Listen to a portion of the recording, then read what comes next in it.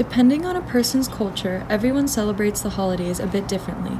The Chabad Jewish Center spends their December celebrating Hanukkah. Hanukkah is an 8-day holiday that commemorates a miracle that happened to the Jewish people over 2,000 years ago. That was when the Jewish people were living in the land of Israel, but they didn't really have their own sovereignty. They were under the rule of the Greeks. And the Greeks had different empires. They had divided into 3 different empires. And this particular empire that was in the north of Israel, what is today Syria, called the Assyrian Greeks, the ruler at that time was a fellow by the name of Antiochus, or Antiochus. And he was a madman, and he wanted to impose his Greek culture upon all of his subjects, and he particularly wanted to do that to the Jewish people.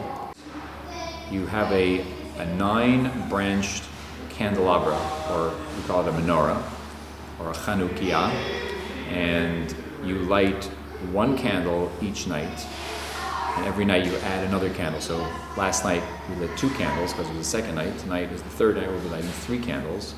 The reason why it's a 9-branch is because there is a 1 candle called the shamash, which is the server candle, and it serves all the others. And so the idea is that the candles themselves are holy, and therefore they're there to represent a miracle. They're not there to produce light so that we can then, back in the olden days, that was how they were able to do anything. So it was very utilitarian. They needed light. But we want to show that this light is not utilitarian. It's not being used so we could read, or so that we can do work, or so we can cook.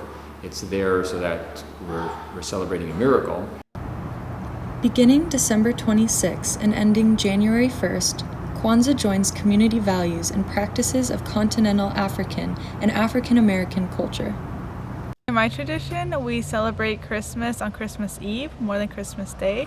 The reason for that is because we are basically celebrating before Jesus is born. So when we go to my great-grandma's house, the whole family gathers around.